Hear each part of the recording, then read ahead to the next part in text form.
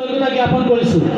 তেখেতে এটা কথা উল্লেখ কৰিছে, আপোনালোকে লক্ষ্য কৰিছে নাই, যদি কিবা কাৰণত আমাক চৰকাৰী পক্ষই সহযোগিতা আগ নবঢ়ায়, তেতিয়াহ'লে আমি অনুষ্ঠানটো কৰিম নে নকৰিম? নিশ্চিতভাৱে কৰিম। সকলোৱে এবাৰ দুটা হাত কৰিব। আমি নিশ্চিতভাৱে আমি দিহানাম কৰিম। ঠিক আছে, ধন্যবাদ জ্ঞাপন কৰিছোঁ। আমি দিহানাম কৰিম বাৰু। যি কি নহওক, ইমান পৰে আপোনালোকে শদিয়াৰ পৰা ধুবুৰীলৈ অশেষ কষ্ট কৰি হয়তো কালি ৰাতিৰ পৰাই কিছু লোকে আহি আছে। গতিকে সকলোৰে ওচৰত আপোনালোকৰ ত্যাগৰ মূল্য দিব নোৱাৰোঁ। কৰজোৰে ক্ষমাহে খুজিব পাৰিম।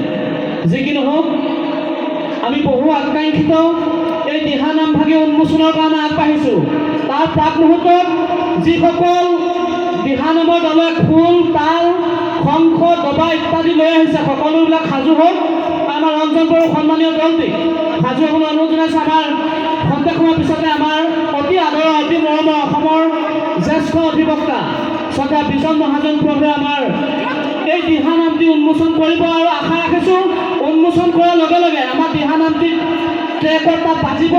সকলোৱে থিয় হৈ উৰুলি ধ্বনি দি দিহানামটো যাতে শব্দ ব্ৰহ্মৰে আপোনালোকৰ উৰুলি ধ্বনিৰ দ্বাৰা মুখৰিত কৰি তোলে তাৰে কামনা কৰিছোঁ। আৰু আমি আমাৰ সন্মানীয় বিষয়ববীয়াসকলক আমাৰ প্ৰভুজনাৰ ওচৰলৈকে দিহানামটি আগবঢ়াবলৈ অনুৰোধ জনাইছোঁ। সকলোৱে তাল, খোল, নেগেৰা লৈ সাজু, দবা, শংখ ইত্যাদি